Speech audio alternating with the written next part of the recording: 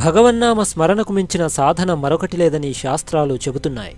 హిందువులకు ఉన్న 7 కోట్ల మహామంత్రాలలో 2 అక్షరాల రామమంత్రానికి ఉన్న విశిష్టత మరే మంత్రానికి లేదు. రామమంత్రం అత్యంత శక్తివంతమైంది. రామమంత్రం జపించడం వల్ల అన్ని సమస్యలు దూరమవుతాయని పురాణాలు చెబుతున్నాయి. రామనామాన్ని తారక మంత్రమని పిలుస్తారు. తారక మంత్రాన్ని జపించడం వల్ల పుట్టుక నుంచి మరణం వరకు జీవితం సాఫీగా సాగుతుంది. చెడు కర్మలను మంచిగా మార్చుకోవడానికి రామనామం సహాయపడుతుంది. అందుకే అత్యంత శక్తివంతమైన రామనామాన్ని జపిస్తూ ఉంటాం. నిజానికి రాముడి కంటే రామనామమే గొప్పది. అసలు రాముడితో పుట్టిన రామనామము రాముడి కంటే ఎందుకు గొప్పదైంది?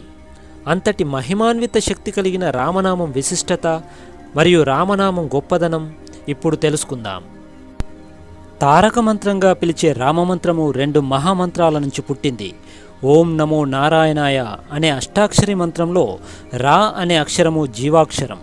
అలాగే ఓం నమః శివాయ అనే పంచాక్షరి మంత్రంలో మా అనేది జీవాక్షరం. అంటే ఈ 2 మంత్రాలలో జీవాక్షరాలు తొలగిస్తే అర్థం ఉండదన్నమాట. అందుకే ఈ 2 మంత్రాల నుంచి తీసిన రా మరియు మా అనే అక్షరాల ద్వారా రామ అనే నామం వచ్చింది. ఈ 2 అక్షరాలు గనక లేకపోతే ఆ 2 మహామంత్రాలకు విలువ ఉండదు. అందుకే ఈ 2 జీవాక్షరాల సమాహారంగా రామ అనే నామము లేదా మంత్రం పుట్టింది.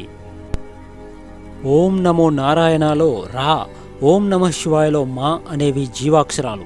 అందుకే శివకేశవుల అత్యంత శక్తి కలవడం వల్ల రామ అనే మంత్రము అత్యంత శక్తివంతమైంది. అందుకే ఈ మంత్రాన్ని హరిహరతత్వం కలిసిన మహామంత్రమని పిలుస్తారు. అసలు రాముడి కంటే రామనామం ఎందుకు గొప్పదైంది? ఇది తెలుసుకోవాలంటే ఈ కథ విందాం. లంకపై దండెత్తడానికి రాళ్లతో సముద్రంపై వానరసేన వారధిని నిర్మిస్తారనే సంగతి మనందరికీ తెలిసిందే. అయితే రాయిపై రామ అని రాసి నీటిలో వేయడం వల్ల ఆ రాయి పైకి తేలుతూ ఉంది. ఇదంతా చూస్తున్న శ్రీరాముడికి తన పేరు రాసిన రాయి తేలుతూ ఉంది కదా, తానే రాయి వేస్తే అనే ఆలోచన వచ్చింది. తనకు వచ్చిన ఆలోచనతో రాముడు ఒక రాయి తీసి సముద్రంలోకి విసిరాడు.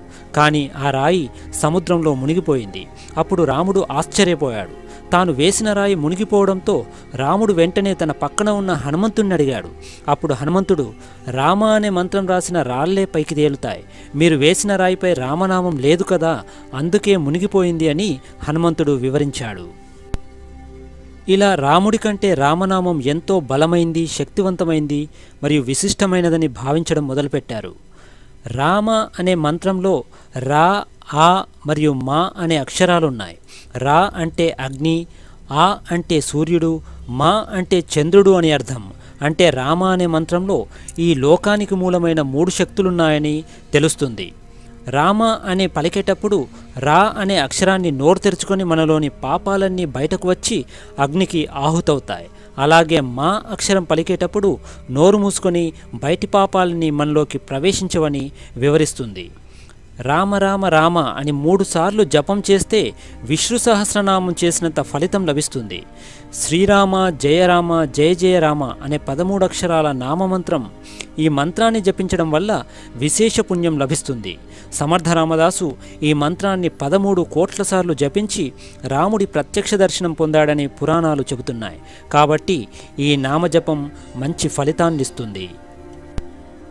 పూర్వం ఒకసారి హనుమంతుడిని కష్టాల పాలు చేయాలని శనీశ్వరుడు అతని దగ్గరకు వచ్చాడు. అప్పుడు హనుమంతుడు రామనామం జపిస్తున్నాడు. శనీశ్వరుడు హనుమంతుడికి విషయం చెప్పగా తాను రామనామ జపంలో ఉన్నానని, అది పూర్తయిన తర్వాత రమ్మని చెప్తాడు హనుమంతుడు. అప్పుడు శనీశ్వరుడు ఎంతసేపు నిరీక్షించినా రామనామ జపం పూర్తవలేదు. దీంతో చేసేదేమి లేక శనీశ్వరుడు రామనామం జపించే వాళ్ళ దరిచేరడం కష్టమని వెనక్కి వెళ్ళిపోయాడు.